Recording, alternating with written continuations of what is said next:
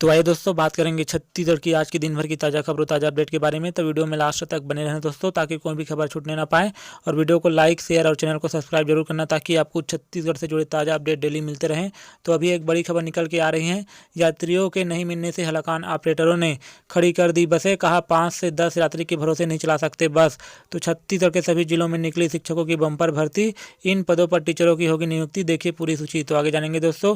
साथ ही बात करेंगे दामिनी ऐप के जरिए मोबाइल उपयोगकर्ता को पहले से ही मिल जाएगी बिजली गिरने की चेतावनी। और आगे कोरोना को लेकर भी एक बड़ी अपडेट है दोस्तों। तो चलिए दोस्तों, बिना टाइम वेस्ट के सभी खबरों को फटाफट विस्तार से देखते हैं। तो आज है 8 जुलाई 2020 बुधवार का दिन। तो आज की पहली बड़ी खबर है दोस्तों, घर वापसी की गुहार। किर्गिस्तान में 242 छात्र फंसे लेकिन फ्लाइट बंद। तो रायपुर किर्गिस्तान के 4 शहरों में मेडिकल पढ़ाई करने गए राज्य के 242 छात्र छात्राएं अपनी वापसी को लेकर फिक्रमंद हैं। यहाँ फंसे छात्र छात्राओं के मुताबिक बाकी राज्यों के छात्र छात्राएं करीब करीब लौट चुके हैं। ऐसे में हॉस्टल में खाली हो रहे छात्रों की चिंता इस बात को लेकर भी अब और ज़्यादा बढ़ रही है, क्योंकि यहाँ एक बार फिर कोरोना के कारण लॉकडाउन लगने वाला है। ऐसी स्थिति में छात्र छात्राएं लगातार दूतावास से संपर्क कर रहे हैं, लेकिन केवल अभी तक आश्वासन नहीं मिल रहा है। इधर छात्रों की छत्तीसगढ़ में रह रहे अभिभावकों की चिंताएं अब और ज़्यादा बढ़ गई हैं। हर दिन अभिभावकों का समूह राजधानी में आता है। उच्च अधिकारियों से लेकर नेताओं से बच्चों की वतन वापसी के लिए गुहार भी लगा रहे हैं। किर्गिस्तान के 4 शहरों बिश्केक, जलालाबाद और सरकान से अब तक प्रदेश से करीब 500 छात्र अध्ययनरत हैं। इनमें से 258 छात्र बीते दिनों में छत्तीसगढ़ लौटकर आ चुके हैं। बाकी छात्र वंदे मातरम मिशन के तीसरे चरण का बेसब्री से इंतजार कर रहे थे, लेकिन 1 जुलाई से शुरू हुए इस चरण में भी छत्तीसगढ़ के छात्रों के लिए कोई फ्लाइट बुक नहीं हुई है। वहाँ लॉकडाउन हुआ तो और बढ़ेगी परेशानी। तो किर्गिस्तान में फंसे छात्र छात्राओं अपने परिजनों और दोस्तों को वीडियो भेजकर सरकार से वापसी के लिए कोशिश करने की अपील कर रहे हैं। छात्र छात्राओं की असली चिंता इस बात को लेकर भी है, अगर लॉकडाउन लग गया तो वापसी में दिक्कत आ सकती है। भास्कर के कुछ अभिभावकों ने बताया कि उन्होंने इसके लिए मुख्य सचिव से लेकर सांसद छाया वर्मा और अन्य जनप्रतिनिधियों से कहा है कि 18 से 20 साल की उम्र के बच्चे हैं, वो दबाव के चलते बहुत ज़्यादा डिप्रेशन में जा रहे हैं। तो अगली बड़ी खबर है दोस्तों, छत्तीसगढ़ अनलॉक 2 का 8वां दिन। तो रायपुर, भिलाई, बिलासपुर, रायगढ़ के शहरी इलाके समेत 105 ब्लॉक रेड जोन में, 30 ब्लॉक ऑरेंज जोन में। तो रायपुर राज्य के सभी बड़े शहर कोरोना संक्रमण के खतरे से उबर नहीं पा रहे हैं। दुकानें बाजार इन शहरों में खुले हैं, मगर संक्रमण पर खास नियंत्रण नहीं हो सका है। यही वजह है कि लगातार 3 हफ्तों से बिलासपुर, रायपुर, रायगढ़, भिलाई और बस्तर संभाग के शहर रेड जोन में ही हैं। रेड जोन, ऑरेंज जोन और ग्रीन जोन ब्लॉक्स की नई सूची स्वास्थ्य विभाग ने जारी कर दी है। रेड जोन में यह शहर हैं तो रायपुर जिले का रायपुर शहरी क्षेत्र, अभनपुर, अरंग, धरसींवा, तिल्दा, महासमुंद जिले का महासमुंद, पिथौरा, बागबहरा, बसना, सरायपाली, गरियाबंद जिले का मैनपुर, राजिम, छुरा, देवभोग, गरियाबंद। और आगे आप स्क्रीन पर देख सकते हैं दोस्तों। तो चलिए दोस्तों आगे बढ़ते हैं। तो आगे अपडेट है दोस्तों, यात्रियों के नहीं मिलने से हलाकान ऑपरेटरों ने खड़ी कर दी बसें, कहा 5 से 10 यात्री के भरोसे नहीं चला सकते बस। तो रायपुर यात्रियों के लिए अंतर जिला यात्री परिवहन सेवा को नियमित संचालन सोमवार को शुरू किया गया है। सुबह सभी जिला मुख्यालय से 20% बसें रवाना हुई, लेकिन दोपहर बाद ही 5% बसों तक सिमट कर रह गई। शुरुआत करते ही प्रत्येक फेरा में 10 से 12 यात्रियों के मिलने से परेशान ऑपरेटरों ने बसों को रोक दिया है। बताया जाता है कि शाम को छोटी बस मालिकों की बैठक हुई, जिसमें सप्ताह भर तक हालात देखते हुए बसों को बंद करने का निर्णय लिया गया है। उनका कहना है कि यात्रियों के नहीं मिलने से वे नुकसान में कितने दिन इसका संचालन करेंगे। दिन भर में 2000 का डीजल फूकने के बाद मात्र 500 रुपये की आवक हुई है। राज्य का सबसे व्यस्त और सर्वाधिक यात्रियों वाला रायपुर दुर्ग मार्ग पर सुबह 30 यात्री बसें शुरुआत की गई थी, लेकिन किसी भी बसों में 10 से ज़्यादा यात्री नहीं थे। बताया जाता है कि यात्रियों के इंतजार में विलम्ब से बसों को रवाना किया गया है। तो कार ट्रेवल्स के संचालन सोनू कसार ने बताया कि रायपुर से खरोरा अरंग के बीच 2 बसें का संचालन निर्धारित गाइडलाइन का पालन करते हुए शुरू की गई थी। दिन भर में 3000 का डीजल जलाने के बाद बस में 1350 रुपये और दूसरी बस में 1100 रुपये का नुकसान झेलना पड़ा। छत्तीसगढ़ यातायात महासंघ के अध्यक्ष प्रकाश देसलहरा ने बताया कि यात्रियों की संख्या को देखते हुए यूनियन स्तर पर बातचीत हुई। 1 सप्ताह के भीतर यात्रियों की संख्या में इजाफा नहीं होने की स्थिति में संचालन को लेकर नई सिरे से विचार किया जाएगा। तो साथ ही अगली बड़ी खबर है दोस्तों, छत्तीसगढ़ के सभी जिलों में निकली शिक्षकों की बंपर भर्ती, इन पदों पर टीचरों की होगी नियुक्ति। तो देखिए पूरी सूची। तो रायपुर, छत्तीसगढ़ सरकार ने प्रदेश भर में 40 स्कूलों को इंग्लिश मीडियम स्कूल में तब्दील कर दिया है, जिसमें पहली से 12वीं कक्षा तक के बच्चों को निःशुल्क शिक्षा का लाभ मिलेगा। इसी क्रम में प्रदेश के सभी जिलों के स्कूलों में संविदा के माध्यम से स्टाफ की भर्ती की जाएगी। स्कूल शिक्षा विभाग ने आदेश जारी किया है। स्कूल में व्याख्याता, प्रधान पाठक, सहायक शिक्षक, कंप्यूटर शिक्षक, व्यापम शिक्षक, प्रयोगशाला शिक्षक, ग्रंथपाल सहायक ग्रेड 2, सहायक ग्रेड 3 के पदों पर नियुक्ति होनी है। इसकी विस्तृत जानकारी जिलों के वेबसाइट पर देखी जा सकती है। इसके साथ ही नीचे दिए गए PDF में देख सकते हैं। आवेदन पत्र केवल स्पीड पोस्ट और पंजीकृत डाक के माध्यम से स्वीकार किए जाएंगे। साथ ही आगे खबर है दोस्तों, राजधानी रायपुर में फिर मिले 40 नए कोरोना मरीज। बीरगांव इलाके से सामने आए सबसे अधिक संक्रमित। तो रायपुर छत्तीसगढ़ में कोरोना का संक्रमण तेजी से बढ़ रहा है, वहीं दूसरी ओर राजधानी रायपुर हॉट स्पॉट बनते नजर आ रहा है। इसी बीच खबर आई है कि राजधानी रायपुर में 40 नए कोरोना मरीजों की पुष्टि हुई है। बताया जा रहा है कि 40 मरीजों की सबसे ज़्यादा बीरगांव इलाके से संक्रमित पाए गए हैं। मिली जानकारी के अनुसार छत्तीसगढ़ में मंगलवार शाम तक कुल 59 नए कोरोना मरीजों की पुष्टि हुई है। इनमें से राजधानी रायपुर से 40, बीजापुर से 3, नारायणपुर से 6, कांकेर से 8 और दुर्ग से 2 नए मरीजों की पुष्टि हुई है। इसके साथ ही प्रदेश में अब कुल कोरोना मरीजों की संख्या 3364 हो गया है।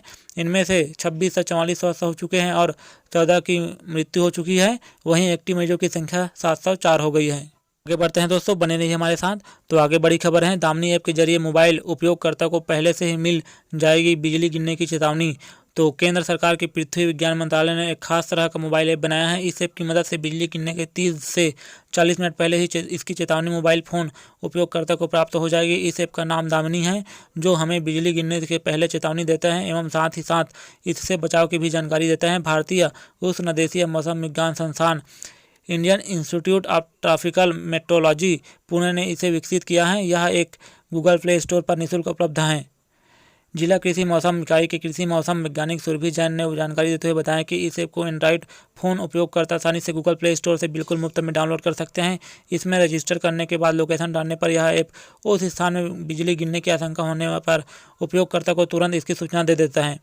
दोनों भाषाओं को संचालित किया जा सकता है, तो इसे हिंदी और अंग्रेजी दोनों भाषाओं में संचालित किया जा सकता है। Indian institute of tropical metrology Pune से प्राप्त जानकारी के अनुसार दुनिया भर में प्राकृतिक आपदाओं से होने वाली मौतों में सबसे ज़्यादा मौतें गाज गिरने से होती हैं।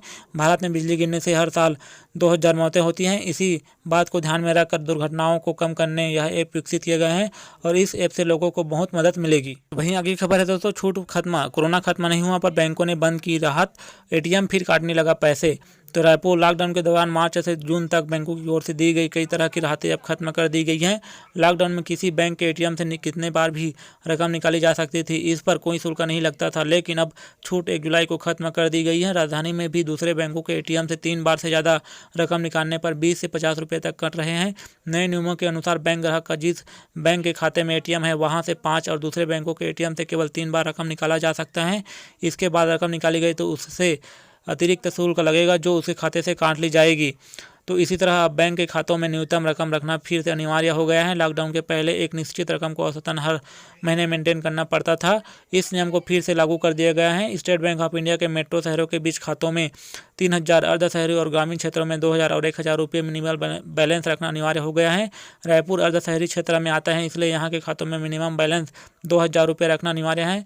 तय रकम नहीं रखने पर ग्राहकों से 5 से 15 रुपये का शुल्क लिया जाएगा और स्वतः रकम की गणना 1 जुलाई से होगी। साथ ही आगे अपडेट है दोस्तों, बढ़ोतरी, डीजल के दामों में फिर आई तेजी। दिल्ली में डीजल 22 पैसे प्रति लीटर महंगा हुआ। तो नई दिल्ली 7 दिन स्थिर रहने के बाद डीजल के दाम में एक बार फिर इजाफा हुआ है। मंगलवार को तेल कंपनियों ने डीजल की कीमतों में बढ़ोतरी की है। राजधानी दिल्ली में डीजल आज 25 पैसे महंगा हो गया। डीजल कल के भाव 80.53 रुपये प्रति लीटर से बढ़कर 80.78 रुपये प्रति लीटर पर पहुंच गया है। हालांकि पेट्रोल के दाम में कोई इजाफा नहीं हुआ है, वह 80.43 रुपये प्रति लीटर ही बिक रहा है। इससे पहले 29 जून को बढ़े थे पेट्रोल डीजल के दाम। तो इससे पहले पेट्रोल और डीजल के दामों में 29 जून को बढ़ोतरी हुई थी।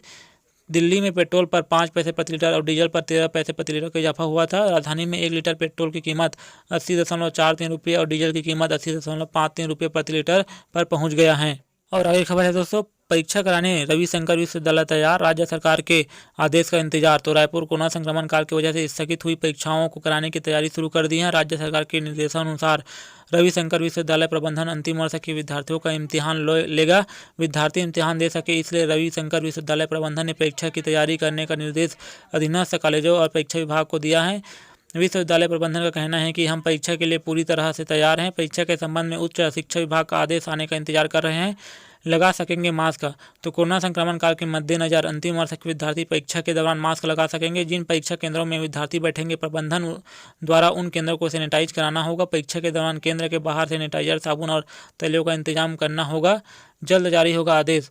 तो विश्वविद्यालय प्रबंधन के अधिकारियों की माने तो विद्यार्थियों की परीक्षा के संबंध में जल्द सर्कुलर जारी होगा। सर्कुलर जारी होने से पूर्व अधीनस्थ कॉलेजों को परीक्षा संबंधी तैयारियां पूरा करने का निर्देश दिया है। तैयारी होगी तो केंद्र प्रभारियों को तकनीकी समस्याओं का सामना नहीं करना पड़ेगा। तो और आगे खबर है दोस्तों, कोरोना ने बदला तरीका, कम कलाकारों के साथ शूटिंग शुरू। इंडोर शूट को दे रहे प्राथमिकता, एडिटिंग के जरिए बदल रहे सीन का बैकग्राउंड। तो रायपुर शहर में 60 फिल्मों, म्यूजिक एल्बम और 8 मूवीज की शूटिंग शुरू हो गई है। संक्रमण से बचने के लिए डायरेक्टर पूरी एहतियात के साथ शूटिंग कर रहे हैं। भीड़ न हो और डिस्टेंसिंग बनी रहे, इसके लिए 8 से 10 लोग ही शूटिंग में शामिल किए जा रहे हैं। पहले side artist, camera person, technician सहित शूटिंग के दौरान लगभग 20 मेंबर हुआ करते थे। आउटडोर शूटिंग में भी भीड़ जमा होने की आशंका होती थी, इसलिए ऐसी स्क्रिप्ट प्लान की जा रही है जिसमें आउटडोर शूटिंग की जरूरत बेहद कम हो। इंडोर रिकॉर्डिंग को प्राथमिकता दी जा रही है। कुछ डायरेक्टर ग्रीन पर्दा लगाकर स्टूडियो में रिकॉर्डिंग कर रहे हैं। एडिटिंग से बैकग्राउंड को मनचाहा रूप दिया जा रहा है। सेट पर कलाकारों के लिए भी मास्क पहनना अनिवार्य रखा गया है। सिर्फ शूटिंग के वक्त कलाकारों को मास्क न पहनने की छूट दी जा रही है। शॉट खत्म होते ही कलाकार मास्क पहन रहे हैं। 2 से ढाई घंटे की बड़ी फिल्म की शूटिंग अभी भी बंद है। बच्चों और बुजुर्गों को शूटिंग में शामिल नहीं कर रहे हैं। निर्देशकों का कहना है कि स्थिति थोड़ी बेहतर होने के बाद ही बड़ी फिल्में शूट करेंगे।